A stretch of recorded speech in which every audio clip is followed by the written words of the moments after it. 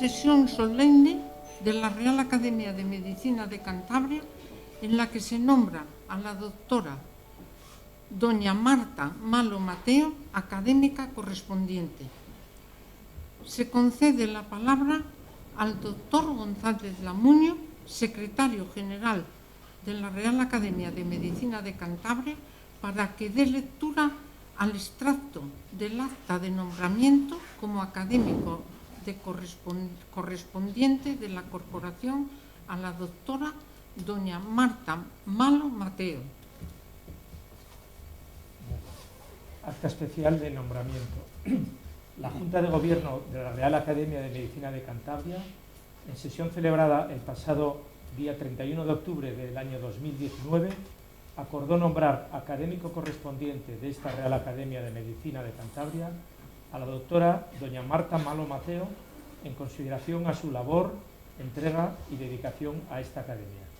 Se firma en Santander a 31 de octubre del año 2019. Concedo la palabra al doctor don Francisco Vázquez Quevedo, quien hará la presentación de la doctora Marta Malo Mateo. Muchas gracias. Buenas tardes a todos. Vamos a quizá lo primero a apagar los móviles para que no interrumpan la conferencia después de la doctora. Y excelentísima señora presidenta de la Real Academia de Cantabria, presidente del Colegio de Médicos, ilustrísimo señor Javier Hernández de Sande, presidente del Colegio de Farmacia Rita de la Plaza, presidente del de Veterinaria Juan José Sánchez. Señoras, señores, queridos amigos, bienvenidos todos, y es un placer estar con vosotros en esta conferencia que va a dictarnos Marta Malo Mateo. Tengo que decir unas palabras a manera de presentación de nuestra compañera con motivo del ingreso como académica correspondiente. Marta es santanderina, pertenece a una familia muy numerosa y prácticamente todos los presentes conocéis parte de su currículum, de su historial. Yo haré una breve síntesis. Marta es farmacéutica, lo que antes se llamaba boticaria. Ahora yo creo que es una palabra moribunda, pero que nos recuerda aquí, ahora, y por eso lo quiero citar, como un homenaje al doctor don Luis Mateo de Celis. Don Luis fue el presidente del Colegio de Farmacia de Santander, fue autor de un libro que se llamaba Semblanzas de ese colegio y sus personalidades. Y el doctor Mateo, como él decía, boticario, como a él le gustaba denominarse, fue el primer farmacéutico que ingresó en esta corporación hace ya 40 años. Él no recibía a los médicos en la rebotica, que yo creo que ya no existe tampoco en las farmacias, y preparaba allí en su laboratorio pues, las recetas que prescribíamos los médicos a mano y cuando no estaba tan comercializado como ahora. Marta Malo Mateo se licenció en farmacia brillantemente en la primera escuela de farmacia que hubo en España, que es la de Fonseca, en Santiago de Compostela, y donde inicialmente se cursaban los estudios de medicina y farmacia de forma conjunta. Durante su carrera estuvo en el Colegio Mayor Femenino Fonseca, igualmente que yo mismo, que estuve en el San Clemente, pero solamente con una diferencia que yo la saco ya como 30 años. Fonseca y los colegios mayores de Santiago era una garantía en aquellos tiempos de formar un universitario cabal. Creo que no tiene nada que ver los colegios mayores de antes con los de ahora. La especialidad y pasión científica de Marta ha sido el tema de la nutrición, lo que se llama la bromatología. Esa ciencia, bromatología, que se encarga del origen, composición, producción, conservación, elaboración y consumo de los alimentos para poder hacer los ciudadanos una dieta equilibrada. Cuestión esta de la alimentación que ya era tratada por los históricos geniales de las ciencias de la salud. Hago referencia a Hipócrates en su Corpus Hippocraticum, que son 100 papiros que han juntado, y que se llama así Corpus Hippocraticum, 500 años antes de Jesucristo, y también las menciones de Galeno o de Celso, o lo que conocéis aquí perfectamente los farmacéuticos, el Dioscórides, digamos el Dioscórides, porque era la agrupación o la clasificación de todas las plantas que había en el mundo europeo en aquella época. En España han florecido como bromatólogos importantes don Paco Grande Cobian, ese catedrático de fisiología de Zaragoza y 20 años que estuvo después en Estados Unidos, ayudante de Severo Ochoa, don Gregorio Varela Mosquera, catedrático de fisiología en Granada y director después de la Escuela de Bromatología Nacional. Por cierto, estos dos profesores, Cobian y Varela, daban el curso en la Universidad Internacional Menéndez Pelayo y los he conocido yo personalmente, ambos han muerto ya hace muchos años, pero tenía tal aquiescencia de público que habían que prepararle en el tema este de la nutrición el paraninfo de la universidad, porque no había ninguna aula en el Palacio de la Madalena donde pudiesen ellos meter los 500 alumnos que año tras año se matriculaban. Tenían un don que era enseñar divirtiendo. Ellos son los que acuñan el término de dieta mediterránea, que después todo el mundo lo ha ido usando sin saber su procedencia esto. Sepan que en el tema este de la nutrición es tan importante que la Organización Mundial de la Salud en nuestros días ha declarado, el año pasado, obesidad pandemia universal. Esto en mayores y, lo que es peor, en niños pequeños todavía, que sigue habiendo este problema. Ustedes también saben que hay muchas referencias literarias en el tema de la alimentación. Hay refranes, aforismos, sentencias, como aquella que todos conocen de Cervantes, cuando dice: amigo Sancho, cuida de los excesos de los alimentos y las bebidas. Come poco y cena menos, que la salud de todo el cuerpo se fragua en la oficina del estómago. Pero volvamos a nuestra recipiendaria, que es una palabra difícil de pronunciar, que significa todo aspirante a ingresar en una institución académica. Marta, pues, es una licenciada en farmacia, funcionaria de salud pública desde el año 1980, hace 41 años, habiendo pasado por todos los puestos del escalafón profesional a lo largo de estos años. Ha sido inspectora provincial de farmacia en la Delegación Territorial de Sanidad y posteriormente en la Consejería de Sanidad del Gobierno de Cantabria. Ha ocupado sucesivamente la jefatura de sección de ordenación farmacéutica y la de gestión en higiene alimentaria, puesto este último en el que ha permanecido el mayor tiempo de su carrera profesional. Ha desarrollado, Marta, una gran actividad como directora y profesora de jornadas y cursos, tanto en el Centro de Estudios de la Administración de Cantabria, lo que se llama el CEARS, como en la Escuela Universitaria de Enfermería del Colegio de Santander, como en el Colegio de Farmacia de Cantabria, como en la Asociación de Consumidores, como en las charlas que ha dado el Ayuntamiento de Santander. Ella es autora de varios libros y muchas publicaciones a las cuales sería tedioso que yo hiciese ahora una lectura pormenorizada de todos ellos. Pero decir que sus libros han gozado de gran difusión, que ha sido de utilidad en beneficio de los ciudadanos y de todas las empresas alimentarias. Por sus méritos, y a propuesta de la directora general de Salud Pública en aquel momento, que era Virginia Ruiz Camino, le fue concedido el diploma de servicios distinguidos a la Comunidad Autónoma de Cantabria, decreto del 16 del 8 de septiembre y que le fue entregado por el presidente del Gobierno regional. Y termino. Bienvenida, pues, Marta Malo Mateo. Es un honor tenerte entre nosotros. Esperamos de ti tu asistencia a los actos, tu colaboración ofreciéndonos tus conocimientos tanto del mundo científico que ella domina, como de esa maquinaria tan compleja para nosotros, que es la administración, de tal forma que seas una más a dignificar esta Real Academia de Medicina de Cantabria.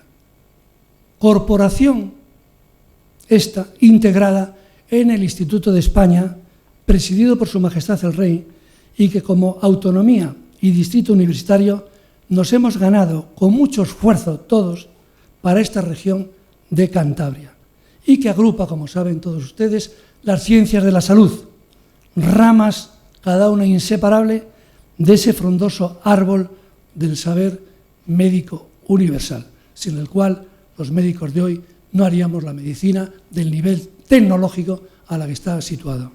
He dicho, muchas gracias. Y devuelvo la palabra a la presidenta, profesora María Francisca Garijo Allensa. Le concedo la palabra a doña Marta Malo Mateo para que imparta su conferencia de 4 décadas de evolución de la seguridad alimentaria en Cantabria. Muy bien. Tiene la palabra.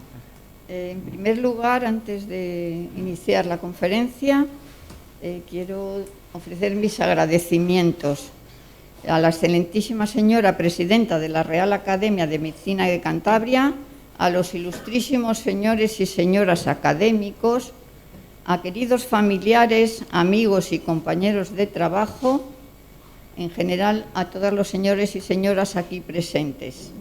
Mi saludo y sincero agradecimiento a los componentes de la Junta Directiva, quienes generosamente han valorado mis méritos por mí aportados.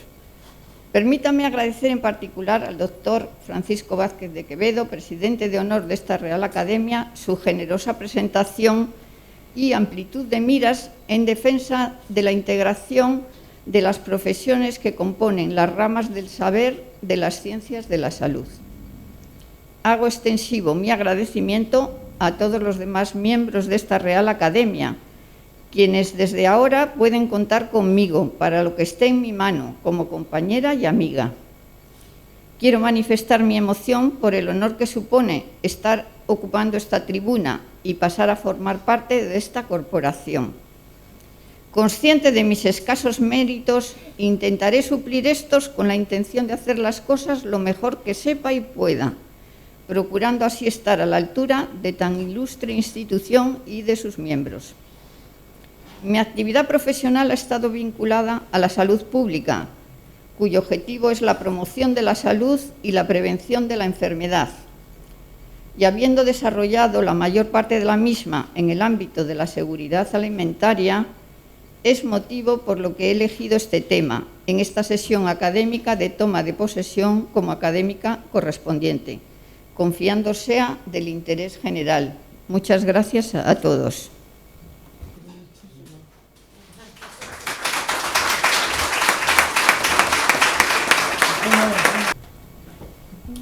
Bueno, pues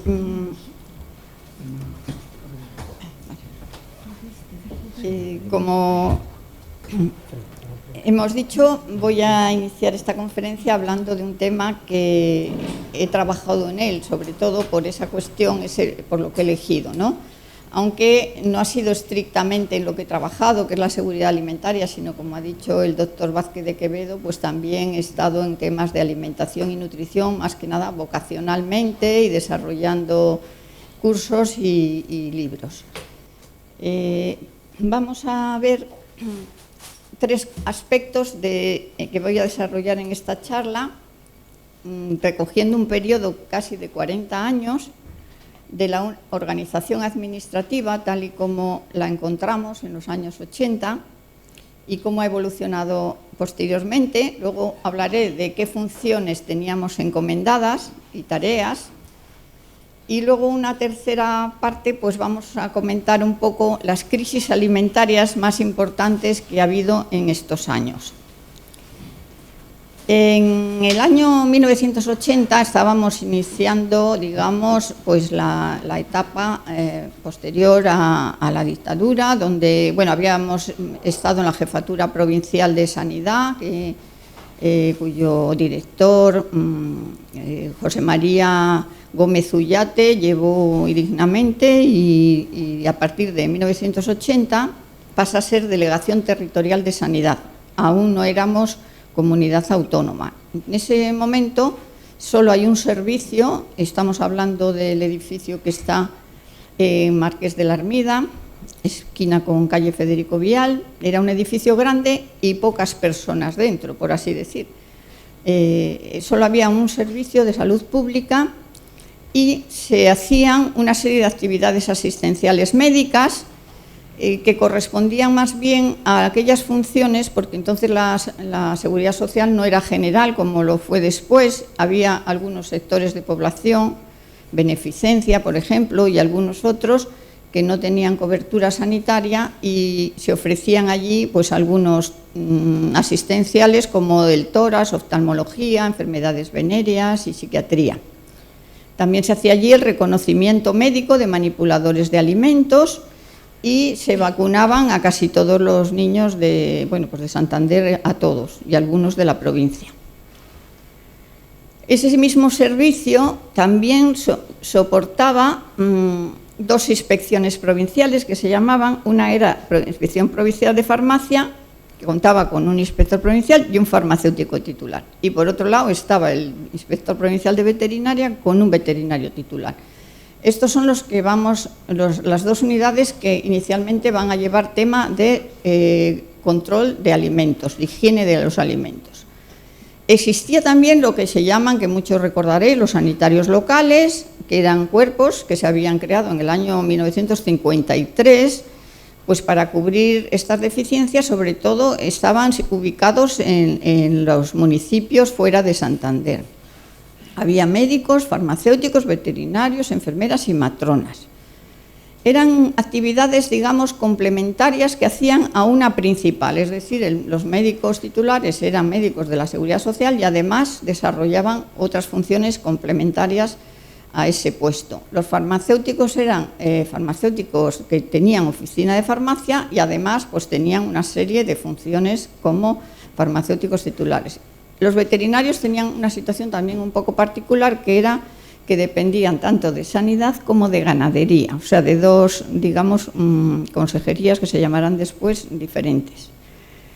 Existía un pequeño laboratorio de análisis clínicos de alimentos, aguas y drogas, a una escala pues muy modesta, por así decir, porque había pocas personas y pocos medios. En este servicio, o sea, a partir del año 1982 llegan las transferencias de la Comunidad Autónoma de Cantabria. En el año anterior es cuando se ha aprobado el Estatuto de Autonomía de Cantabria y se crea lo que se llama la Dirección Regional de Sanidad y Consumo. Con ese motivo se transfieren muchas de las funciones, digamos la mayoría. Quedan muy pocas dependiendo del Estado. En cuanto al servicio, en cuanto a la salud pública, porque lo que es la medicina asistencial, digamos que era la organización AISNA, que era conocida, no se transfirió hasta el año 87, o sea, 5 años más tarde. En esta primera, digamos, transferencia, bueno, las cosas que no son transferidas quedan dependiendo de Sanidad Exterior, que es un pequeño departamento que se reserva el Ministerio de Sanidad en las provincias, y en la autonomía empieza con un organigrama, digamos, modesto, ¿no? Porque el farmacéutico y el veterinario que van a llevar, digamos, las responsabilidades, las respectivas unidades, les dan una categoría de que es negociado, que en realidad es una categoría administrativa más que de técnico superior. Ya desde su origen se han dividido las funciones de manera separada. A los farmacéuticos se les ha encomendado los alimentos de origen no animal y la ordenación farmacéutica. Y a los veterinarios se les ha, digamos, encomendado los alimentos de origen animal y veterinaria de salud pública. En el año 83, un año más tarde, bueno, pues quieren ya crecer un poquito, ya han creado un servicio nuevo que se llama Promoción de la Salud, con una sección de inspección técnica, y ya los anteriores jefes de negociado pasan a ser coordinadores. En el año 86, es decir, hablamos de 4 años más tarde de que han sido las transferencias, por primera vez se crea ya un servicio que es propio de higiene de los alimentos.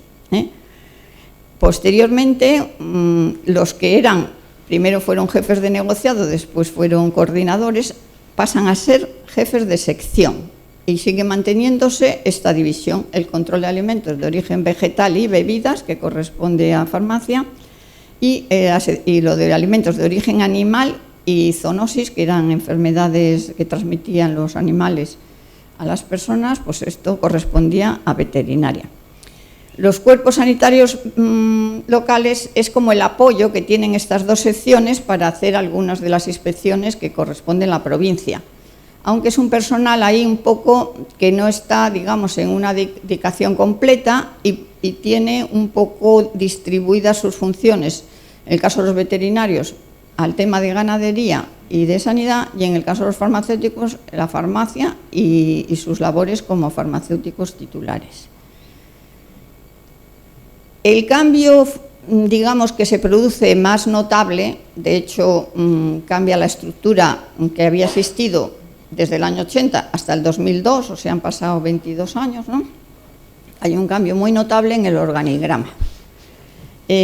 Alguna cosa venía siendo ya muy necesaria, porque pensemos que aquellos sanitarios locales tenían su base de funciones en aquel reglamento del año 1953, lo cual estaba muy obsoleto para las fechas estas. Y además esas dobles dependencias pues habían creado problemas a la hora de contar con un personal para hacer funciones concretas. Lo que se hace en este año, o sea, mediante dos decretos, uno que habla de lo que es la plantilla y otro que habla de las funciones, pues es reunificar, es decir, esa separación vertical de alimentos de origen no animal y alimentos de origen animal desaparece. Digamos, es como que se refunde. Y entonces, por un lado, crean una sección de inspección alimentaria y por otra una de gestión de higiene alimentaria, en la que yo estuve situada pues desde el año 2002 hasta hace poco. En la sección de inspección alimentaria lo que se hace es que, aparte del jefe de sección, que ya existía uno, y de los dos técnicos de inspección, que ya también existían, se crean 4 coordinadores de área. O sea, el mapa sanitario de Cantabria contaba con 4 áreas de salud y con 37 zonas de salud. Entonces se nombra un coordinador por cada área y un inspector por zona de salud.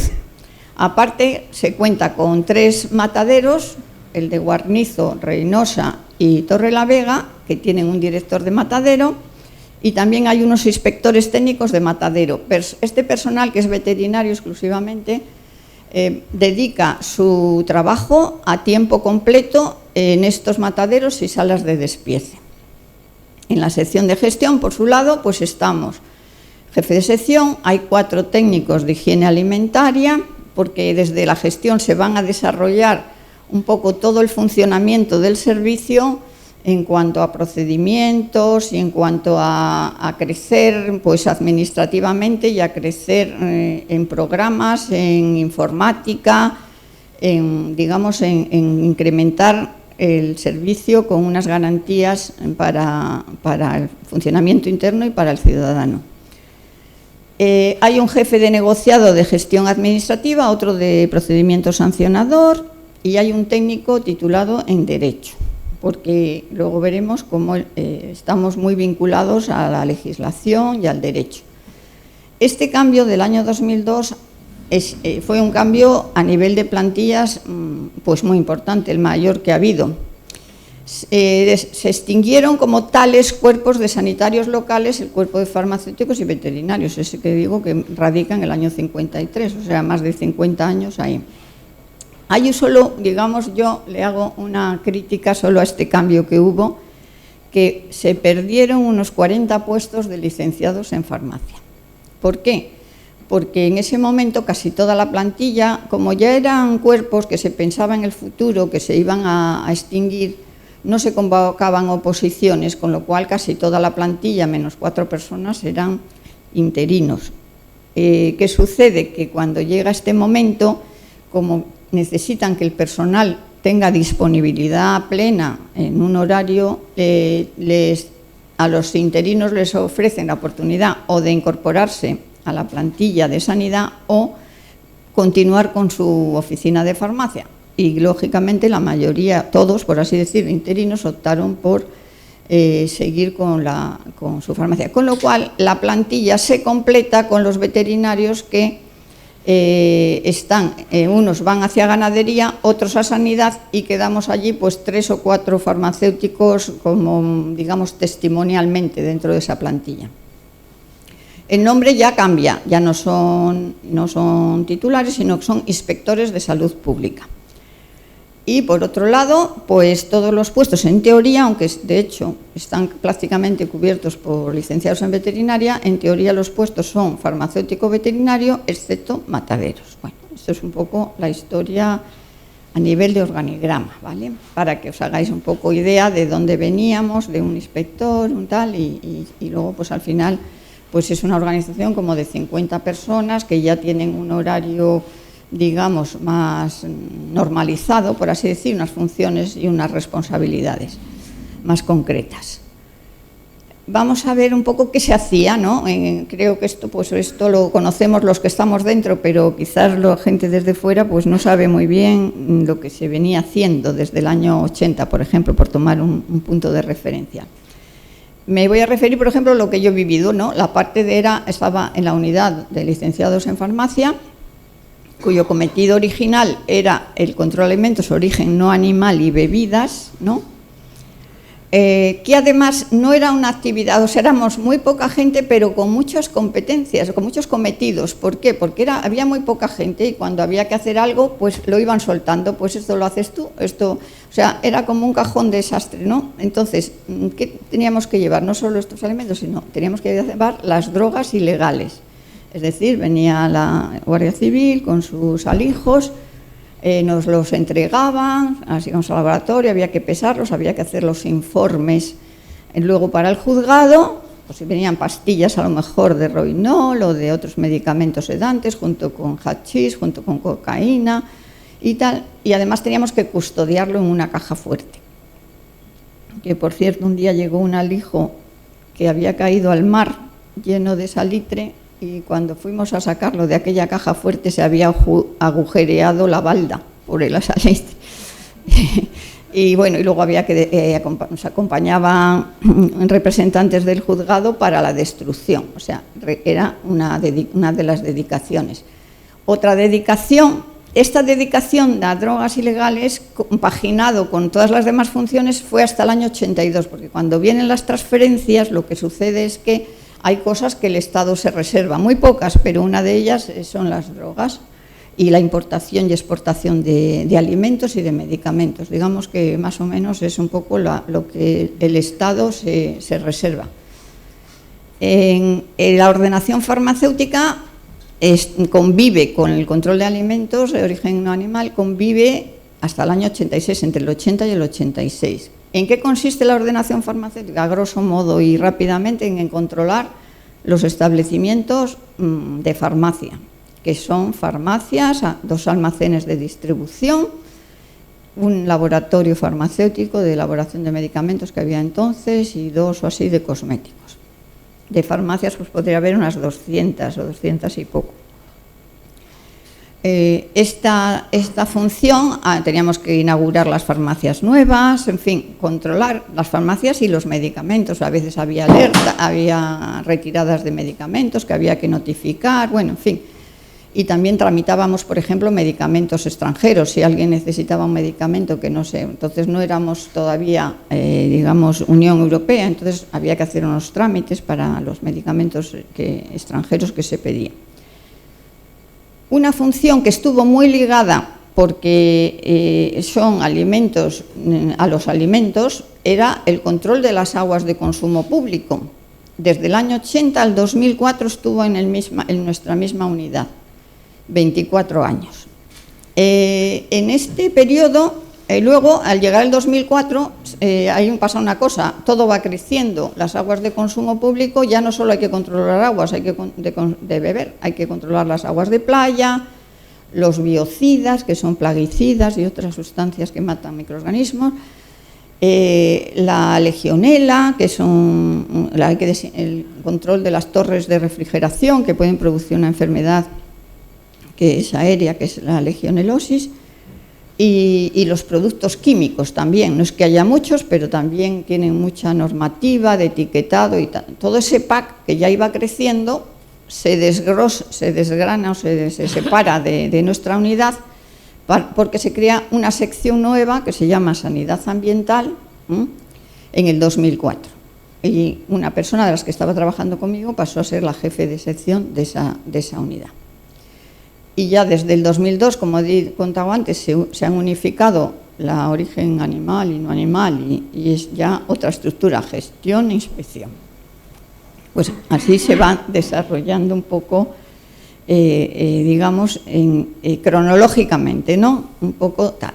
Por los 24 años de convivencia con las aguas de consumo público y porque no deja de ser el agua un alimento, pues voy a dedicarle un par de diapositivas a hablar del agua de consumo público.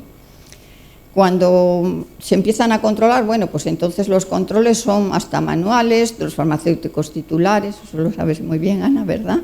Llevan el control semanal del cloro con mucho rigor y muy puntuales. Y yo me dedicaba también tiempo pues a hacer los estadillos de contabilidad mensual de cada una de las entidades singulares de población de Cantabria con más de 100 habitantes. También incluso se llegan a hacer unos análisis mensuales mínimos que son de coliformes totales y fecales, que son unos parámetros indicadores de contaminación. Este tipo, bueno, desde el punto de vista normativa, pues vamos manejando un Real Decreto del año 82, que luego es derogado, otro Real Decreto del año 90, que también posteriormente es derogado, y pervive y permanece a fecha de hoy el Real Decreto 140-2003, que luego también tiene una modificación, donde cambia un poco el enfoque. Es decir, si antes los controles recaían sobre sanidad, por así decir, o sea, sanidad era un poco la mamá gallina que abrazaba todo, o sea, quería abarcar todo y lógicamente pues siempre era como insuficiente, ¿no? Va cambiando un poco el criterio, no solo en el agua, sino en la industria alimentaria también, que no es sanidad responsable de hacer esos controles rutinarios, de que es un control de calidad, de que aquello cumple normativa y que está bien, ¿no? Sino que van a ser los gestores los que tratan ese agua y la distribuyen, van a ser los responsables de analizar con las frecuencias, digamos, más seguidas. Sanidad hace supervisión, es decir, pues de vez en cuando mirará aquí y allá, pero no está sometido al autocontrol. Por otro lado, también aparecen unas normas para los laboratorios. Ya no vale cualquier laboratorio para hacer los análisis. Les exigen que cumplan con una norma UNE, de la 17.025. Bueno, el Real Decreto pues habla de incumplimientos, de medidas correctoras y también del SINAC, que el SINAC era un sistema de información nacional de aguas de consumo. Es decir, desde Madrid se establece un programa informático donde las comunidades autónomas vamos a tener que enviar los datos de todas las poblaciones mayores de 500 habitantes, pero nuestro programa fue más ambicioso y bajó la informatización a 100 habitantes. Hubo que hacer mucho trabajo en este año inicial, en el 2003, porque con cierta lógica dijeron, no, analizar, digamos, por la distribución del padrón, no tiene tanta lógica. La lógica está en que si hay una planta, o sea, una zona donde hay un punto donde se capta el agua y se trata y se distribuye, se puede decir que todos los puntos donde llega ese agua, que puede ser varios municipios, depende de esa red, van a tener una calidad similar, es decir, van a ser representativos. Cuanto mayor sea una red, hay que hacer más controles, pero la realidad es que la red, o sea, cuando el agua ya está tratada, una vez que está tratada, ya lo que es la distribución, la calidad casi no varía. ¿Por qué no varía? Porque el agua lo más que puede hacer es consumir un poco de cloro en el trayecto.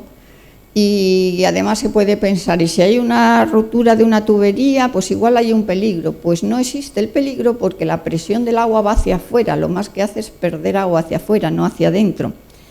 Con lo cual, pues puedes pensar que la planta de potabilizadora de Santander, que está por Camargo, puede salir el cloro con 1,2 y a lo mejor cuando llega a Valdenoja llega con 0,1 o no llega con cloro libre, pero es perfectamente potable. Esto sucede que cuanto mayor es una planta potabilizadora, la calidad del agua es más estable. De forma y manera que, por ejemplo, si vamos a buscar datos comparativos, en el año 82, vamos a ponernos, teníamos 3 situaciones en Cantabria. Los que tenían las plantas potabilizadoras, pues Santander, Torrelavega y alguna más, pues tienen una infraestructura que aparece un poco ahí para que os hagáis un poco una idea, que es lo que da estabilidad, esa comodidad de que abras el grifo y que esté siempre bien. Pues no es la naturaleza la que lo hace el tratamiento que se aplica, porque ningún agua captada, ninguna, salvo una excepción hecha, puede ser el agua envasada de solares, ninguna tiene pureza original, por lo cual todas las aguas para poderlas consumir tienen que ser tratadas. La calidad del agua que bebemos va a depender del nivel de tratamiento que le apliquemos.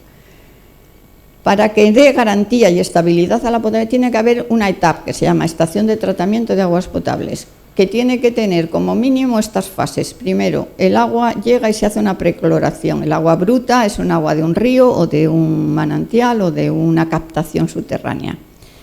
Se añaden unos floculantes, que es precisamente porque llega un agua turbia, un agua con materia orgánica, y lo que hace es el floculante es un producto químico, un aluminio, una sal de hierro o de aluminio, que engrosa las partículas, cogen más peso, las lleva hacia el fondo, crea unos lodos que luego son retirados, y ese agua ya casi limpia, semilimpia, va a pasar por un filtro, que es como una mascarilla, por así decir, un filtro de arena, donde va a retener ya muchas de las impurezas y de las bacterias, de forma que cuando llega ya a la cloración, que es la fase final, ya ha matado, o ha retenido, mejor dicho, el 99% de los gérmenes y toda la turbidez.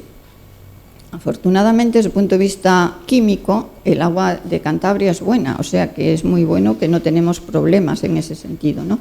Pero microbiológicamente sí, y por tanto este agua es de buena calidad porque al llevar ya muy poca materia orgánica en esta fase final se forman pocas cloraminas, que si tiene mucha materia orgánica las cloraminas son indeseables.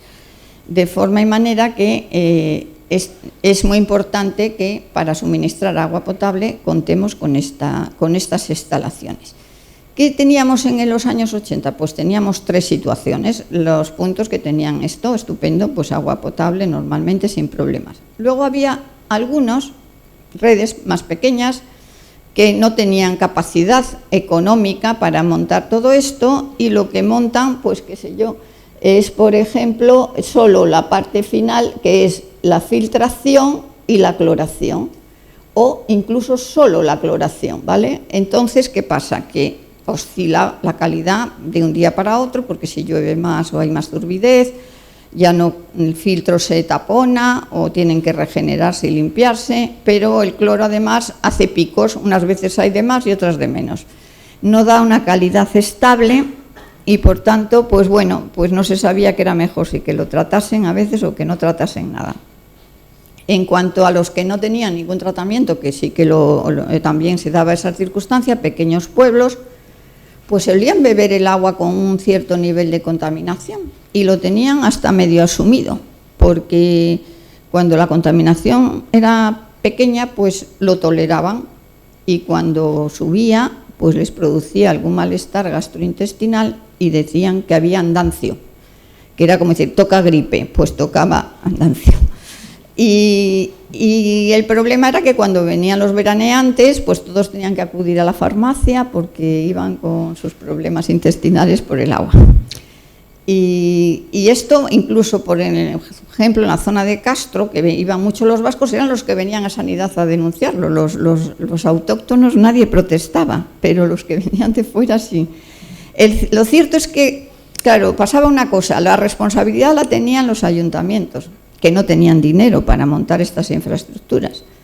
Y Sanidad tampoco, Sanidad vigilaba. Entonces, bueno, pues nos carteábamos mucho con los ayuntamientos, con plan amigo, en plan amenaza, pero la realidad es que aquello no evolucionaba porque era una cuestión de infraestructura y además no de un ayuntamiento pequeño.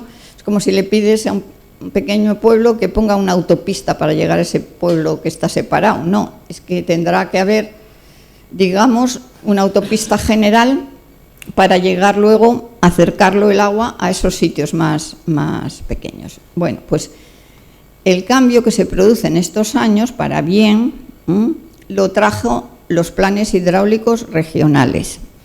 Los planes hidráulicos regionales ya no, claro, no somos Sanidad ni los ayuntamientos los que tenemos capacidad para digamos, elaborar esas infraestructuras, sino que dependen de la Dirección General de Obras Hidráulicas, consejerías de obras públicas, por así decir. Se crean en Cantabria, además de se puede multiplicar por 10 a lo mejor respecto al invierno. Llueve menos, o sea, hay que tener previsto unos almacenajes.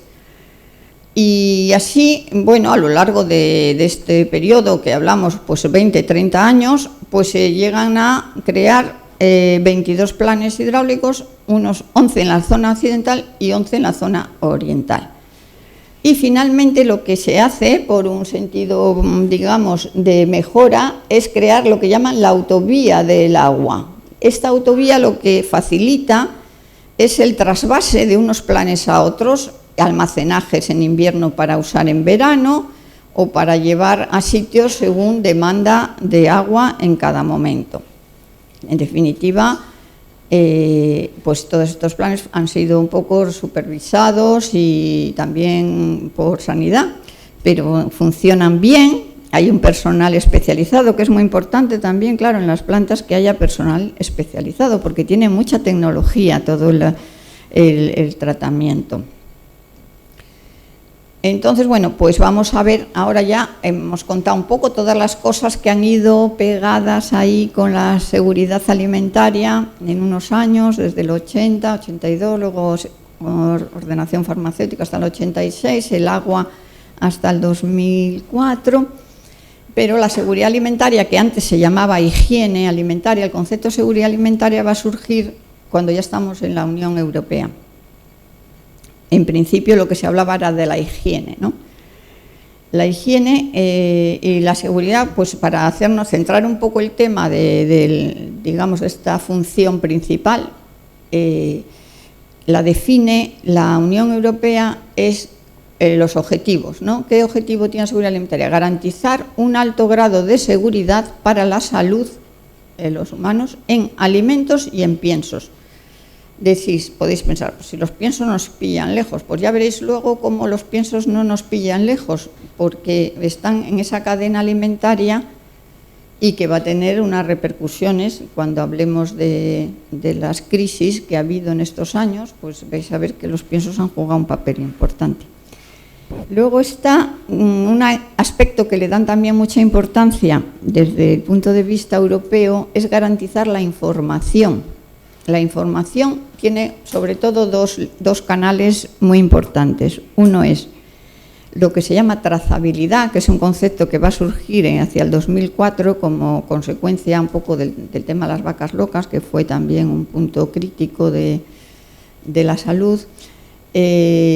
La trazabilidad es tener trazado, poder conocer todo el recorrido de un alimento, pero también de un ingrediente alimentario o de un pienso.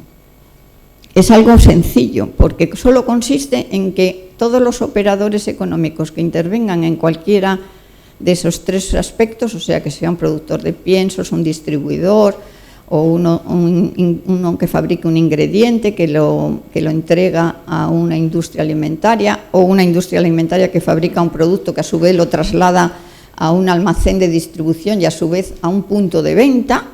Todo eso, esas cadenas que existen, tienen que estar controladas. Y el sistema es muy sencillo, es que obligan a que cada eslabón de esa cadena lleve registros de quiénes son sus proveedores y quiénes son sus clientes, de forma y manera que cuando haya un problema uno pueda tirar del hilo y llegar al ovillo, que se dice, ¿no? Es la trazabilidad que en el caso incluso de los alimentos de origen animal que han traído algunos problemas más a la salud pública, les han dado una vuelta de tuerca más porque dicen, pues hay que aportar hasta más información, no solo a quién se lo has comprado, sino qué lote, qué cantidad, un poco más amplio. Entonces eso es la trazabilidad, que es un término. Y también se le ha dado mucha importancia a la información al consumidor, que es el etiquetado de los alimentos. Luego hablaré un poquito de ello. El etiquetado, bueno, pues da mucha información, no solo desde el punto de vista de pues, la fecha de caducidad, hay información para la nutrición muy interesante, como son los ingredientes, saber la lista de ingredientes, saber que van de más cantidad a menos. Y otra información muy interesante es la información nutricional, que es obligatoria, que es por cada 100 gramos de alimento saber los componentes en hidratos de carbono, proteínas y grasas, y también unos ingredientes que no nos interesan que estén, que son grasas saturadas, saber qué cantidad tiene y cuánto azúcares en general tiene, ¿no? O sea, y sal, es decir, lo malo que nos lo declaren para saber lo que estamos comiendo, por así decir, ¿no? Y toda esta normativa tiene un objetivo desde el punto de vista de Unión Europea, que es la libre circulación de los productos en toda la Unión Europea, porque si no jugamos con las mismas reglas del juego, pues no pueden viajar los alimentos de un país a otro. Para conseguir esta seguridad alimentaria, pues este servicio nuestro de seguridad alimentaria, que se llama desde el año 2002 así, pues tiene unos cuantos cometidos clave, unas funciones que son clave y que son las que han ido Registro General Sanitario, y voy a tocar un poco por encima cada una de estas cosas, ¿no? Los controles que se hacen, que bueno, pues saber qué tipos de inspecciones se hacen, que hay unos procedimientos de trabajo normalizados para que se sistematicen todas las funciones, ¿no?, de inspección y qué se hace con esas actas, qué pasa con... O sea, había que regularizar todo ello para que no sea algo que sea el tuntún, por así decir, ¿no? Hubo un trabajo importante que fue muy cambiante, que es sobre la formación de los manipuladores de alimentos, que trajo consigo pues dedicación, publicaciones, clases, etcétera. Incluso nos encomendaron hacer tasas, es decir, hacer una memoria económico-financiera para cobrar ciertos servicios que se prestaban a las empresas. Y bueno, pues también hubo que trabajar en el tema de las tasas. La educación sanitaria es algo más espontáneo, más que no está arreglado. Simplemente, pues bueno, eso ya depende un poco de la inquietud individual, ¿no?, de dar... digamos, más difusión de las cuestiones, bien sean de alimentación, nutrición, seguridad alimentaria, pues esos son los campos que hemos estado trabajando en educación sanitaria. Y luego, pues la atención al público, que evidentemente, pues siempre hay muchas personas que van allí a preguntar o llaman por teléfono, en fin, las vías hay que dedicarle un tiempo y bueno, hay una buena atención al público en general. Para trabajar, o sea, el personal veterinario farmacéutico, técnicos superiores que trabajamos en seguridad alimentaria, tenemos que conjugar dos aspectos, es decir, tiene dos pilares la seguridad alimentaria. Un pilar es la formación que tenemos pues, por la profesión que hemos desarrollado, la carrera, y luego la formación posgrado, porque también hemos hecho cursos de todo tipo, ¿no? La parte técnica, por así, sanitaria. Pero también tiene otra, digamos, pilar que es tan importante como el anterior, que no hemos trabajado en la carrera, pero sí hay que trabajarlo en este servicio, que es legislación alimentaria. Una legislación alimentaria que es bastante profusa y cambiante, pero tenemos que hacer pareja de derecho prácticamente para estar muy próximos, como digo yo, nos tenemos que mirar mucho a los ojos, nos tenemos que tocar, y el roce hace el cariño, y al final pues convives con una serie de disposiciones mucho tiempo que finalmente acaban a veces derogándose por completo, otras son modificaciones parciales, que eso es muy frecuente. Y bueno, yo os voy a contar ahora un poquito cómo evoluciona, cómo ha ido evolucionado la legislación en pocas palabras, ¿no? El primer documento que se tiene, o que tenemos conocimiento como referencia para aplicar en la legislación, era lo que se llamaba el Código Alimentario Español, que se publicó en un decreto en el año 67. El Código Alimentario Español era como el libro gordo de Petete, venían por capítulos y secciones, pues grupo de alimento por grupo de alimento, con un breve resumen de cada uno. Curiosamente, por curiosidad os digo que aparecía hasta el tabaco allí. Este libro decía, este era un decreto, no era un libro, pero digamos cuando se publica, como entonces no hay internet, pues todo se transforma en libros. Dice que todo lo que allí se dice, todos esos capítulos de cada tipo de alimentos, se van a desarrollar después en reglamentaciones técnico-sanitarias. Vale. Bueno, pues ahí, a partir de ese 67, se empiezan a publicar reglamentaciones técnico-sanitarias por tipos de productos, es decir, pues no sé, por poneros un ejemplo, huevos y ovoproductos, eso es un reglamento, la leche es otro. Qué sé yo, pastas alimenticias, otro, productos de pastelería, bollería, otro, en fin, así, pues muchos, porque hay muchos alimentos, efectivamente. Todos estos reglamentaciones técnico-sanitarias, cuando inician su motivación de por qué se aprueban, se van a basar en el Código Alimentario Español. Pero desde el 1 de enero del año 1986, España está en la Unión Europea, y entonces ya no se van a basar en el código, se van a basar en disposiciones europeas que se llaman directivas. Una directiva europea es una disposición que no es de directa aplicación a los Estados miembros. Los Estados miembros están obligados a transponer esa directiva a su derecho en un plazo de 2 años, que muchas veces se sobrepasaba ese plazo, pero en teoría eran 2 años. La transposición implica que tienen que ser exactamente lo que pone esa directiva y no pueden poner menos, pero sí podrían añadir algo más.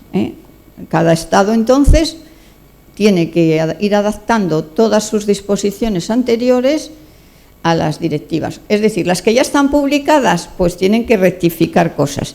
Y las nuevas, pues van a ya basarse en las directivas europeas. Cuando sucede esto de que os cuento de las vacas locas, que fue un antes y un después, que es a partir de 2004, la Unión Europea ve la necesidad dice, esto así no funciona bien, esperar 2 o 3 años a que unos estados transpongan, otros no. Hay algunas variaciones, además, eso puede complicar la libre circulación, y optan por decir que toda la legislación alimentaria se promulgue en forma de reglamento. ¿Y el reglamento qué diferencia tiene con la directiva? Pues que el reglamento, según se publica en el Diario Oficial de la Unión Europea, es de directa aplicación, con lo cual todos tienen que ir al unísono. Se aprueba un reglamento y automáticamente aparece publicado en todos los idiomas de todos los países, lo cual unifica bastante, claro. Y hay reglamentos pues de todo tipo, que luego también tocaremos un poco este aspecto. No sé si algunos recordaréis, bueno, sí, los más mayores seguro, los más jóvenes igual, que aquello de que la etiqueta de los alimentos se le dio mucha importancia que viniera el número de registro sanitario, a raíz del aceite de colza, sobre todo, durante 10 años o 15, pues era casi lo único que la gente se fijaba, que si la etiqueta venía en número de registro, que tenía su sentido en ese periodo inicial. ¿Por qué tenía su sentido? Porque para obtener las empresas que, vamos a ver, ¿quiénes tenían que estar en el registro? Los que fabricaban, los que envasaban, los que distribuían. no tenían que estar en el registro los de los extremos. En un extremo estaba la producción primaria, esos no tenían que estar aquí, ni el comercio al por menor, que tampoco. Es decir, pero todos los demás tenían que estar en el registro general sanitario, para lo cual tenían que hacer una solicitud de autorización, una documentación, una visita de inspección, que hay deficiencias, que hay que volver, así hasta que se les mandaba a Madrid el registro, contestaban y ya les llegaba un número pues 3 meses o 6 más tarde de aquella solicitud. Cuestión que luego veréis que va a cambiar, ¿vale? Cada 5 años, además, decían, bueno, para saber cómo están funcionando todas estas empresas, pues como mínimo cada 5 años hay que convalidar. Había que volver a hacer otra inspección cada 5 años y ver qué deficiencias, volverles a requerir y, bueno, dar plazos para corregir, etcétera. Lo que cambia, esto que ha funcionado pues desde el año 75 hasta el año 2011, bastantes años, como veis, aunque hubo alguna pequeña modificación, pero sustancialmente se mantuvo esos criterios de autorización, registro, convalidación. Luego había incidencias, que yo quiero ampliar la actividad, que yo ceso en esto, que yo... Un trabajo importante, lógicamente, era informatizar todas estas cuestiones. No solo los establecimientos se informatizaron, sino los procedimientos para llegar a tener aquel número de registro con todas estas variantes de uno pedía una solicitud para una cosa, otro ampliación, otro decía que cesaba, en fin, y todo tenía que estar previsto. En el año 2011, el último Real Decreto, que es vigente, de registro sanitario, cambia mucho. ¿Y por qué cambia mucho? Porque ya en el 2009 hay 2 leyes españolas que recibieron, igual si tienen otro nombre no me acuerdo, pero con estos nombres me acuerdo siempre, la Ley Ómnibus y la Ley Paraguas. Son 2 leyes que liberalizan los servicios dentro de la Unión Europea para que fluya tanto los productos como las personas sin trabas, ¿no? Lo que se intenta es que realmente no haya fronteras a estos efectos. A su vez, no es que sea una idea genial de España decir que hago estas 2 leyes, es que había una directiva del año 2006 que ya decía esto, que se tenían que adaptar los estados a esos criterios. Entonces, es como un efecto dominó. Si unas leyes dicen que hay que liberalizar en esto y en esto, pues luego tiene que haber en cadena una serie de disposiciones que lo lleven a la práctica. Afectó al registro sanitario mucho. Beneficio, pues hombre, para los operadores económicos el beneficio fue muy importante porque les cambió la papeleta, o sea, de pasar de uno que solicita una autorización y se puede estar de 3 a 6 meses para obtener esa autorización, pasa a que con una mera, y además tenían que presentar mucha documentación y demás, a que con una mera comunicación, decir yo abro este negocio o esta empresa, o puede ser hasta la Nestlé prácticamente, y lo comunico y ya puede empezar a funcionar al día siguiente. O sea que se reducen las exigencias y se agilizan las tramitaciones.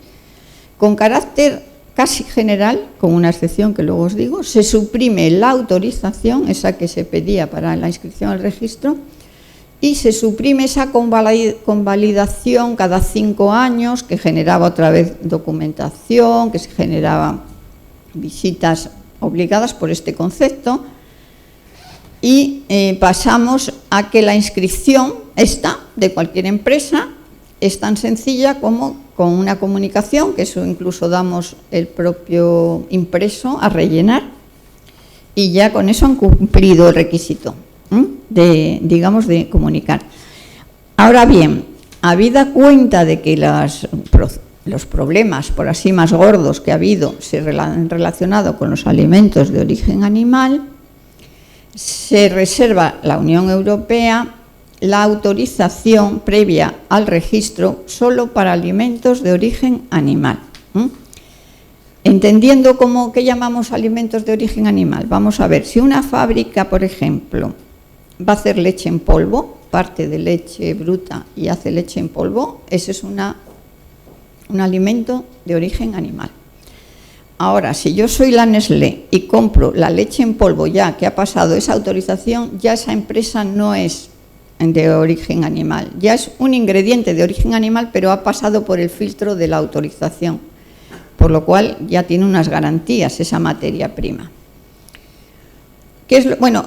Un detalle que también contempla este Real Decreto es que dice, vale, tenemos información, porque lo que están pidiendo es que la comunicación significa información a efectos de que luego la Administración pueda hacer ese control sobre esos establecimientos.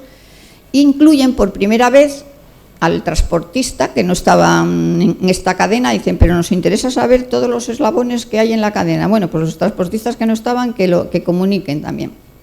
Y también hay unas figuras que son operadores sin local, es decir, hay gente que emite solo facturas porque son intermediarios, en realidad ellos no tocan los alimentos. Bueno, pues esos también tenían que hacer esa comunicación.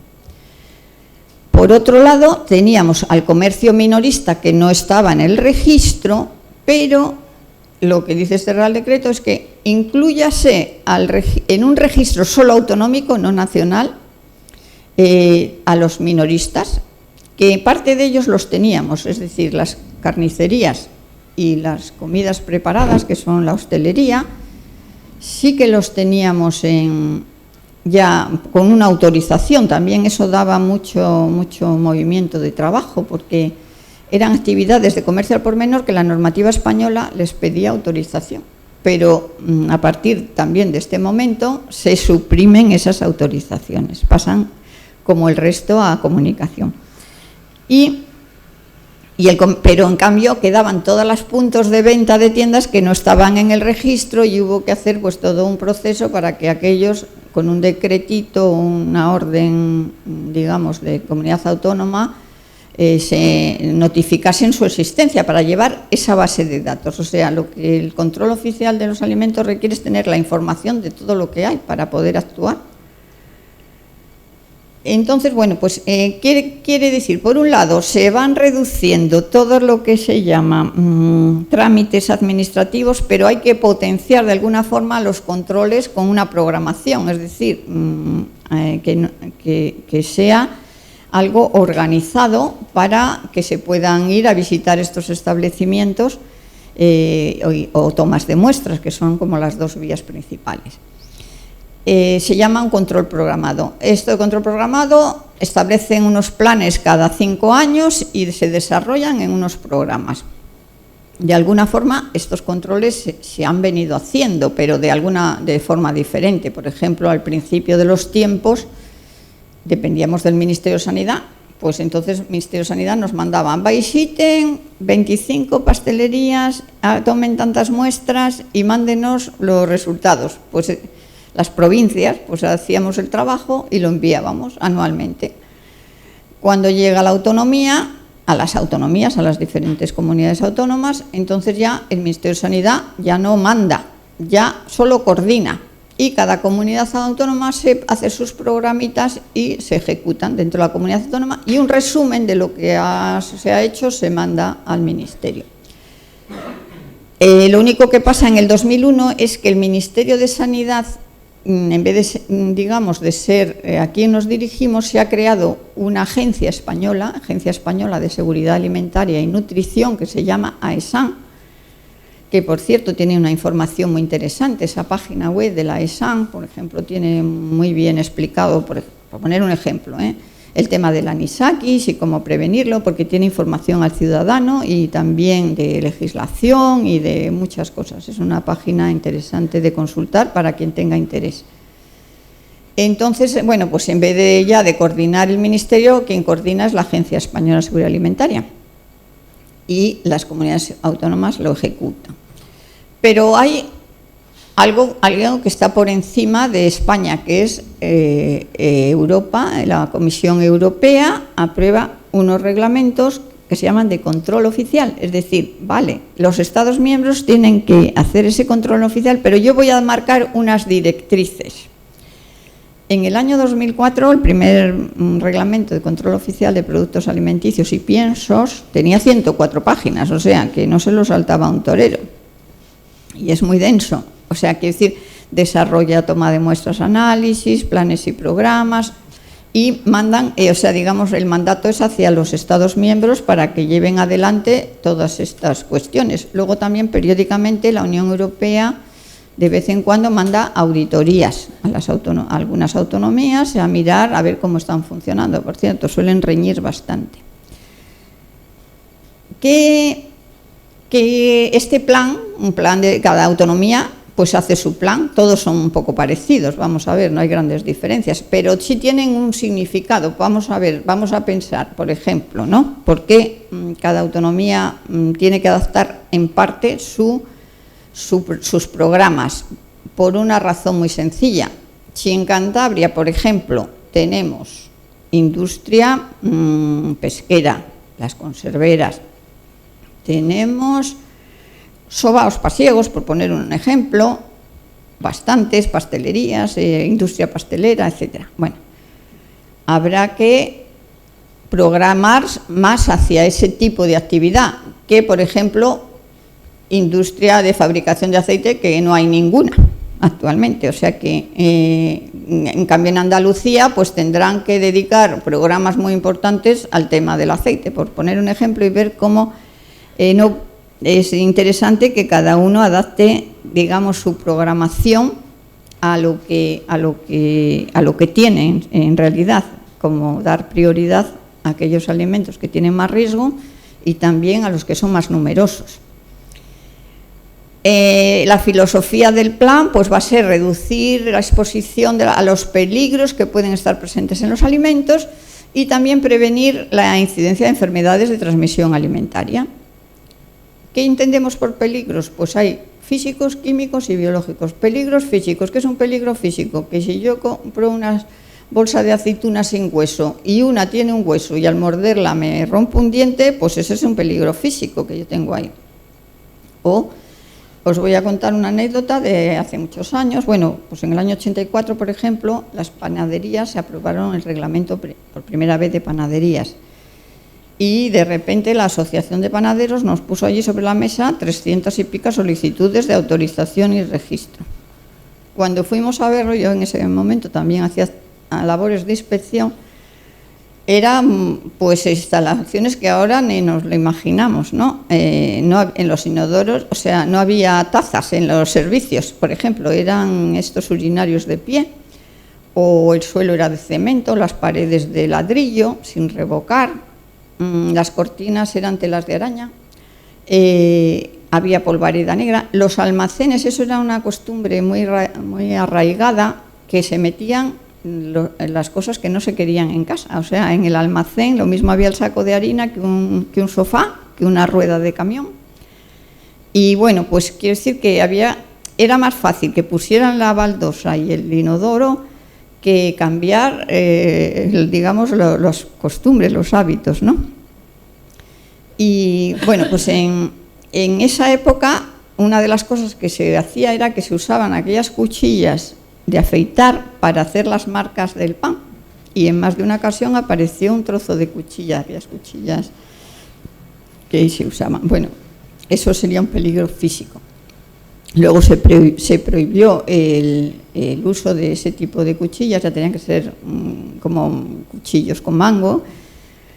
Y bueno, también una ocasión, bueno, es anecdótico, ¿no? Pudo aparecer una tirita dentro de un pan de alguien que, claro, en cuanto había que amasar algo, pues era más fácil que fuese a parar algo allí, o un botón que se desprende y puede caer en una masa. Bueno, pues es un peligro físico. Los químicos pues son las contaminaciones ambientales, generalmente, ¿no? Los plaguicidas, bueno, hay mucha lista de contaminante químico.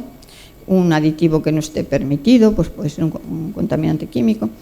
Y los biológicos pues son los peligros típicos de microorganismos, bacterias, virus, etc.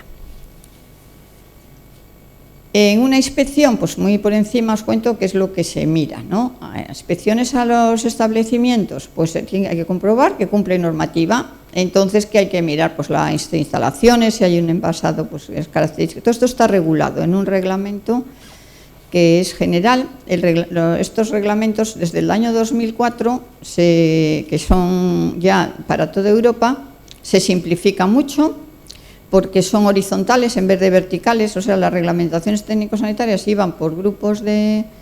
Era como aquello de los sindicatos verticales y horizontales. Bueno, pues eran los alimentos grupo por grupo, tenían cada uno su normativa, y ahora no. Ahora es un reglamento general de higiene para todas las industrias y algunas cuestiones ya específicas solo para alimentos de origen animal. En general, una instalación, pues se va a ver eso, qué tratamiento se aplica, si las basuras, las materias primas, la formación del personal. Luego, otro aspecto importante es que les obligan a todas las empresas a llevar lo que llaman un sistema de autocontrol, que eso aparece también como novedad hacia el año 2000. Tienen que identificar dónde hay en un proceso qué puntos de control crítico tienen, para evitar que o sea, digamos, la evolución es la siguiente. En un origen se centraba la higiene alimentaria mucho en el manipulador y en que se lavase bien las manos y en que estuviese todo limpio, lo cual está muy bien. Pero eso muchas veces no evitaba las tosinfecciones, porque el origen de la bacteria o del virus estaba en un alimento que ya venía con ello. Hay muchos alimentos que vienen ya con su contaminación. Llegan a eso, que es un punto crítico, por ejemplo, el tratamiento térmico. ¿Por qué? Porque las bacterias y virus con el calor mueren.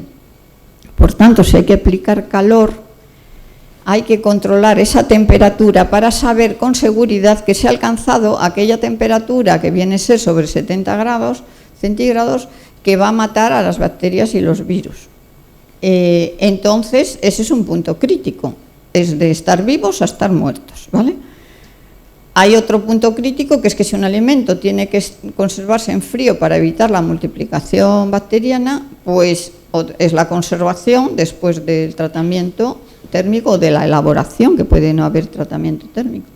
Es otro punto crítico. Es decir, es un momento en ese proceso productivo que después ya no va a haber ningún otro medio digamos, de que lo evite, ¿no? O sea, ya no hay, si no se ha cumplido ese requisito, continúa, o sea, el peligro va a seguir ahí en el producto final. Si se ha cumplido, pues se ha evitado ese peligro.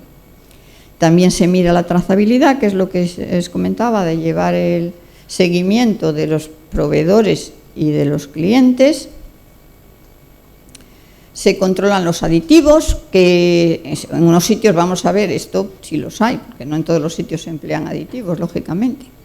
Cómo se utilizan, cómo se homogenizan, si las dosis que se aplican superan límites, porque en algunos casos hay límites, si se usan coadyuvantes tecnológicos, que son las sustancias que se pueden utilizar en una empresa para, por ejemplo, un disolvente de extracción, que luego no se queda en ese alimento, pero sí ha intervenido en el proceso tecnológico.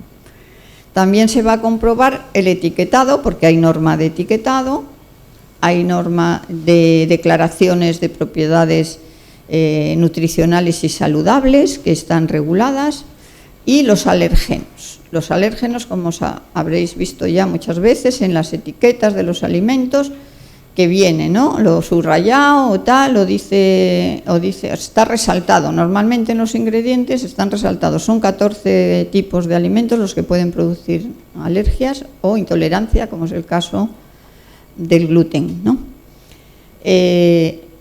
Esto también lo podréis ver, por ejemplo, en las cartas de los restaurantes, que tienen que decir dónde, si tienen estas... Porque antes de que esto fuese obligatorio, pues pasaban cosas como pasó una vez aquí, que llega un niño con una madre a un restaurante y le preguntan al camarero: mi hijo es alérgico al huevo y a los frutos secos, y no sé si había una tercera cosa. Pleno mes de agosto, el camarero ahí va corriendo a la cocina: oiga, que me preguntan que si el niño, que si tiene este plato que quiere de espaguetis, que si tiene huevo y no sé qué, y vuelve allí, no, que no lo tiene. El niño lo come y va a urgencias, porque en el trayecto se había olvidado de los frutos secos, que sí que era alérgico y sí lo tenía.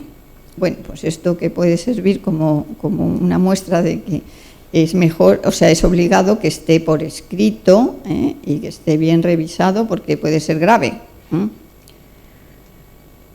Luego, claro, la inspección, ¿sabéis? Hemos visto lo que es inspección física junto con la inspección documental, que sería la trazabilidad y el APPCC. Y luego está la toma de muestras para los análisis.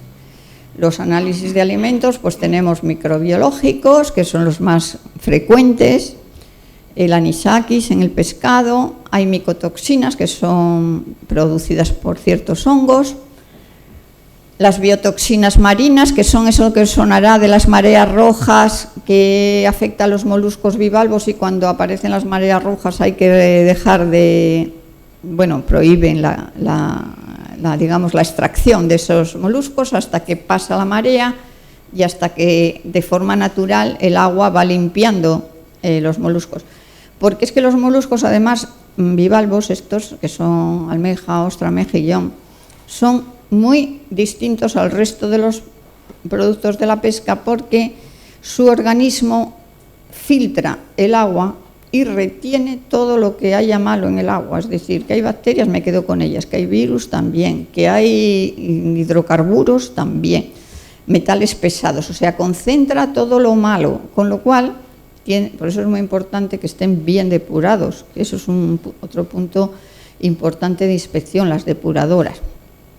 Porque si se depura mal, pues en cuanto comas una ostra o una almeja al vapor que no hay calor suficiente, pues lo habréis oído, la gente que se pone mala. Pues este es el problema, que por la naturaleza suya de organismos vivos concentra muchísimo la suciedad de todo tipo, y si no hay un tratamiento térmico que lo vaya a matar, o vamos, si falla primero la depuración, luego hay poco tratamiento térmico, pues eso ha originado algunos brotes de enfermedad.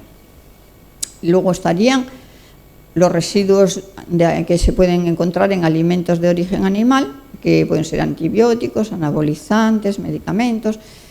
Esto hay un programa nacional que se llama PENIR, Programa Nacional de Investigación de Residuos, que para coordinar un poco lo que se mira y no duplicar o quedar vacíos, pues entre diferentes comunidades autónomas se reparten los controles. Luego están los controles en los mataderos y en las salas de pieza, que como os había comentado tienen propio personal sanitario. Tienen que estar allí mientras que están faenando, o sea, del horario completo, el veterinario presente.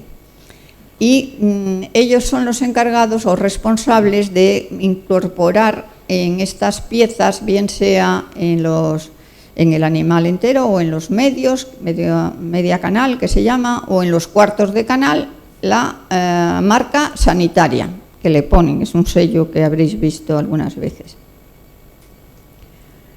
Luego, aparte de estas cosas que están programadas, de qué vamos a hacer, a dónde vamos a ir, cuántas veces, tal y tal, están controles que surgen. ¿Por qué? Porque hay una alerta alimentaria, pues hay que ir.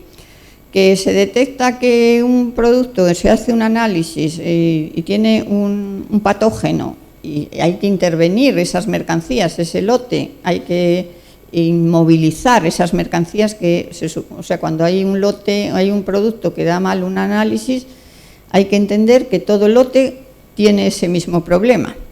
Entonces, inmovilización para eso está la trazabilidad, para saber dónde se ha enviado.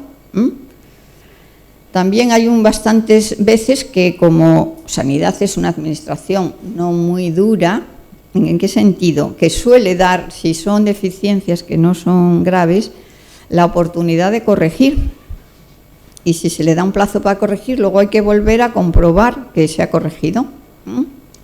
Y también pues puede haber alguna solicitud, como hemos visto, que dan esos alimentos de origen animal que no pueden hacer solicitud de autorización y registro. También quedarían en estos no programados si surge una denuncia, pues bueno, habría que mirar a ver quién denuncia y por qué denuncia. Es una persona que ves que está un poco mal de la cabeza, pues igual no hay que ir a ningún sitio. Pero si la denuncia se ve que está fundada y tal, pues igual hay que ir, porque a veces nos denuncia mucho la Guardia Civil, por ejemplo, pues entonces hay que efectuar la inspección.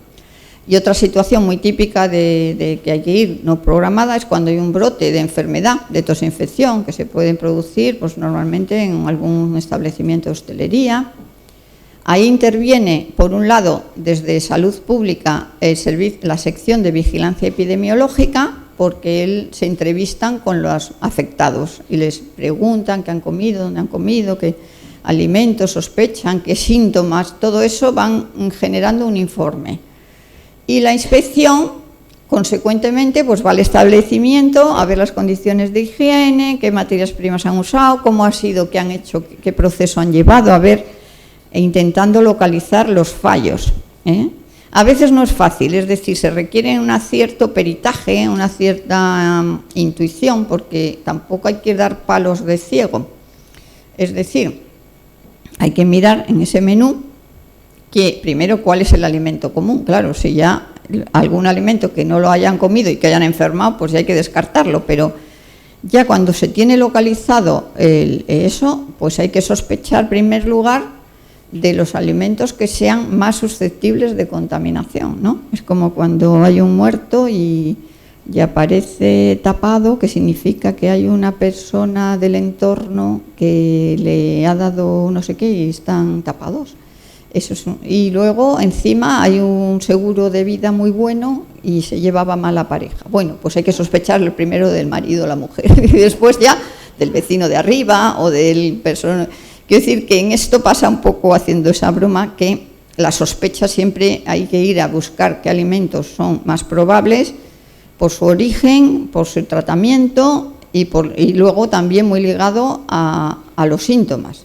Hay que conjugar todo un poco. Cuando ya están esas actas, bien porque sean programadas, no programadas y tal, normalmente pasaban a la sección de gestión, donde había que evaluarlas. Es decir, no todo lo que está escrito va a misa, porque a lo mejor el inspector ha ido, estaba nervioso, no lo ha recogido bien, y la prueba es lo que está escrito. Lo que no está escrito no se le puede imputar. A veces, vamos a ver, lo que puede pasar es que lo que se ve son cositas de poca importancia. Oiga usted, que mire que aquí en aquella esquina no ha limpiado bien, pues eso no lo recoge el acta, se lo dicen de palabra. O hay 2 ladrillos que se han despegado, oiga, péguelos. O sea, eso es, que digo yo, pues una amonestación verbal, ¿no? Por cosas de muy poca importancia. Cuando ya hay cosas que pueden suponer un incumplimiento ya de algo de la legislación, pues se recoge en el acta. Que son cosas leves, digamos que no tienen mayor trascendencia para la salud y demás, entonces se le da un plazo en un requerimiento por escrito.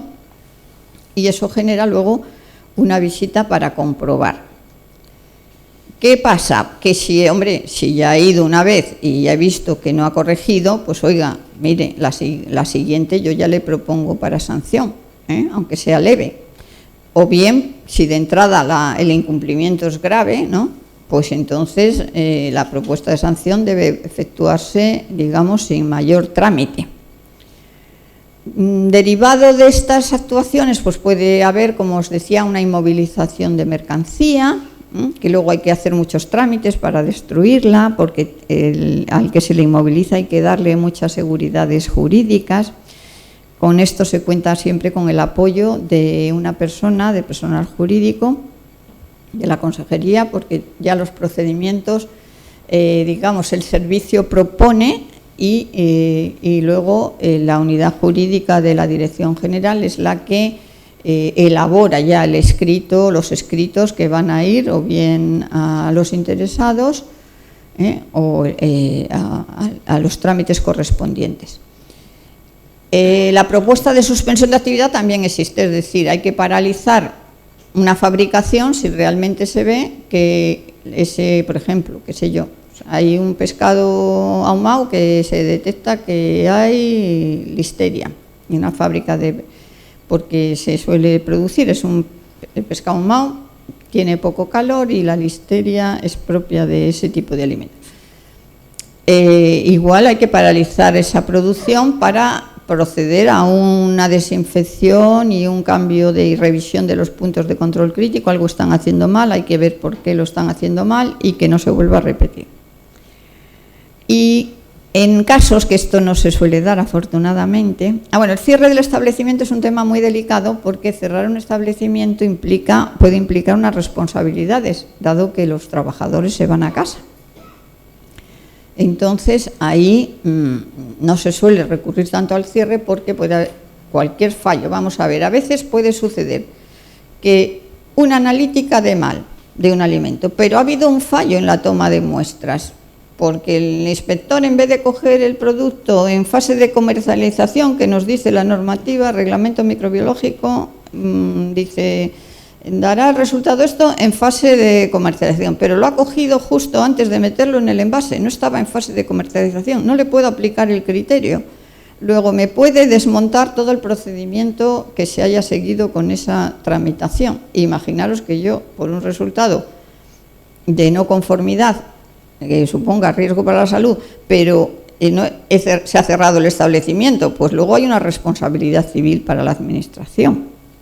Por tanto, digamos, sería el último recurso.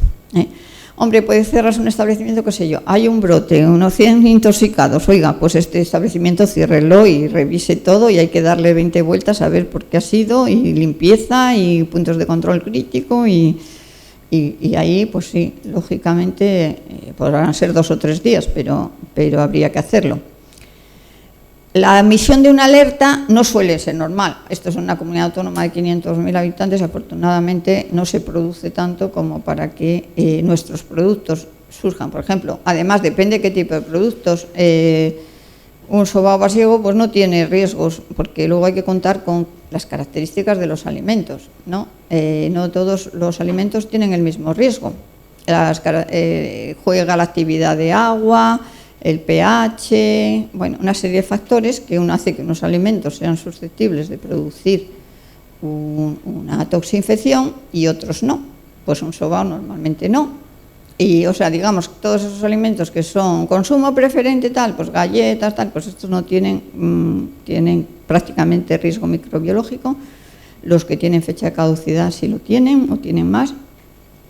Y entonces la alerta se emite cuando ya una industria, la que sea, ha producido un número importante de alimentos y ha salido fuera de la comunidad autónoma. Entonces sí que es necesario comunicar a las otras comunidades para que retiren, que en realidad, vamos a ver, la retirada de los productos, que antes la hacía Sanidad y un poco a ciegas, todo eso ha cambiado también, porque por un lado tenemos la trazabilidad, a quien se sabe a dónde ha ido, y por otro la responsabilidad de recoger los productos que estén en mal estado le corresponde al responsable del producto, no a Sanidad. Sanidad lo que tiene que hacer es vigilar que eso se hace, pero no lo tiene que materializar, por así decir. Cosa que antes se hacía, o sea, el responsable de la retirada era Sanidad. Manipuladores de alimentos, pues voy a pasar un poco por encima porque tampoco quiero cansar. Cambió muchísimo el enfoque porque en sus orígenes los manipuladores les examinaban, análisis clínicos, pruebas de tórax, placas de tórax y una vacuna antitífica que después se dejó de usar, porque estamos hablando del año 59, que vamos, que algunos no habrían nacido, de los que estamos aquí, otros estábamos como de primera comunión, otros ya un poco mayorcitos, pero bueno, que decir, es muy antiguo. El Código Alimentario Español, ese del año 67, ya habla de un carné. Esto ya sabéis que lo del carné manipulador, bueno, pues ha tenido mucha historia en los años venideros y unas condiciones de higiene que tienen que reunir los manipuladores. Eso era el código. Llegamos al año 83, donde dicen, vamos a ver, el preámbulo. Se está viendo que las pruebas analíticas y radiológicas, y por supuesto se eliminó la vacuna aquella antitífica. Una de las pruebas que se solía hacer, que eso lo llegué a vivir yo al llegar a Sanidad, era que con una torunda de algodón se tomaba muestra de la nariz y se cultivaba para ver si el manipulador tenía Staphylococcus aureus, que es un contaminante que suele dar algún problema si no se mantiene la higiene. Se les daba una pomadita de fucidine unos días ¿Qué pasaba con esto? Que el manipulador tenía como mucha sensación de seguridad. A mí ya me han mirado, incluso me han tratado, yo ya no puedo causar ningún problema. Bueno, eso en teoría. En la práctica no, porque claro, lo que se ve es que dicen, no, vamos a suprimir todo tipo de pruebas y vamos a educar para que, cumpliendo con normas de higiene, se evita la contaminación. Es decir, una persona puede ser portadora de Escherichia coli o de Salmonella en heces, pero si cuando va al servicio se lava las manos al salir, pues ya no transmite. O puede ser portadora de estafilococo en la nariz, pero si no se toca la nariz y luego toca el alimento, pues tampoco va a llegar a... Entonces es la educación sanitaria la que deciden qué es lo que tiene que darse al manipulador. Y también sigue manteniendo el criterio del carnet. El problema es que, claro, dicen que sea la administración sanitaria la que lo haga, la educación. Claro, aquello era un aluvión de personas a diario que revelaba una incapacidad para dar una formación en condiciones. Y era un desfile diario que ponían una película, todos los años la misma, con el mismo test, y aquello ya tenía poca enjundia, porque además, claro, ¿de qué les hablabas? A todos lo mismo.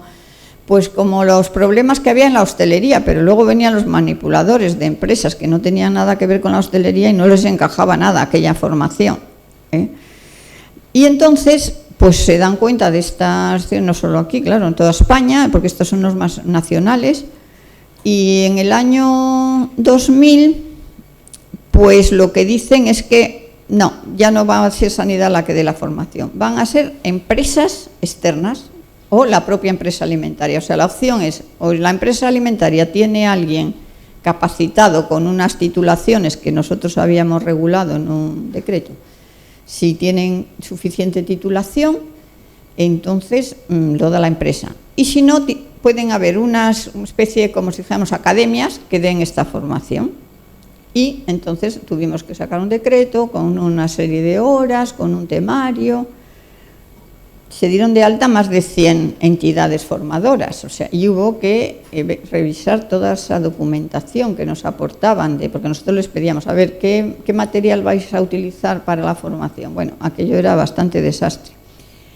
En definitiva, que mucho trabajo desde el 2000 hasta el 2004, porque tampoco era la idea de Europa dar carnés de manipuladores, de forma y manera que cuando llegan estas leyes, la Ómnibus y la Paraguas, aunque ya antes de la Ómnibus y la Paraguas del año 2009, ya la de 2004, ya el Reglamento de Higiene 2004 europeo ya decía, ya no contemplaba este asunto, porque esto era español, lo del manipulador y el carné que tanto gustaba era de aquí, solo de España.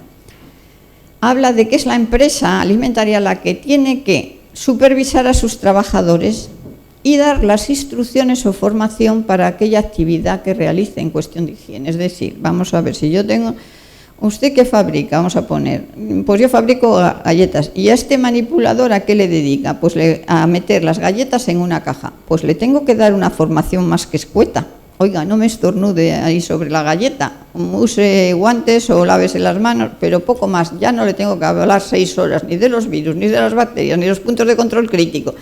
Esta es la idea, ¿no? O sea, a cada uno de lo que se le responsabilice. A eso hay que darle unas instrucciones muy claras, una formación, sobre todo formación más extensa si a alguien le encomiendas controlar un punto de control crítico, ya como decíamos, temperaturas, calor, frío, etcétera.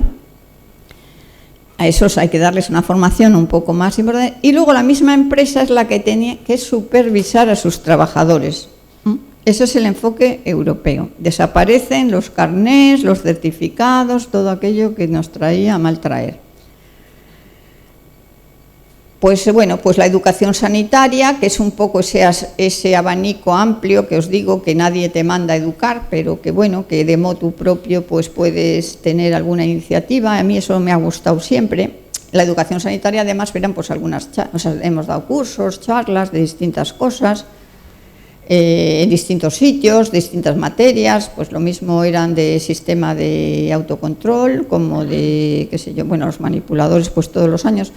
Porque claro, también el Gobierno de Cantabria tiene hostelería, y a los trabajadores, nosotros somos, digamos, los que teníamos que velar porque esos trabajadores tuvieran la formación. Entonces, esos han seguido bajo la tutela de Sanidad. Y luego, aparte, pues bueno, vimos la oportunidad de hacer folletos. Mis primeros pinitos en folletos pues eran cuando estuve en farmacia, ya por los años 80, con un folletito para explicar la cadena del frío de las vacunas, que entonces pues no había muchos medios de control en ese sentido, ¿no? Y otro programa que se hizo para la fluoración de los niños, y quizás uno de los que tuvieron, digamos, bastante éxito fue porque claro, la salmonela está presente en un 60% de los brotes de tosinfección, con lo cual era muy interesante el dar unas pautas muy concretas, y el huevo es uno de los principales responsables de las intoxicaciones por salmonela. Otro se hizo del anisakis con unas instrucciones. Este azul y rojo que veis ahí, que los hice yo con la buena fortuna que los diseñadores le dieron mucha gracia, porque esto tiene su miga. Cuando tú haces un libro, un folleto, pues resulta que te suelen pedir, o por lo menos antes pedían, 3 presupuestos. Claro, eso no quiere decir que vas a sacar adelante el más bonito, sino el que sea más barato.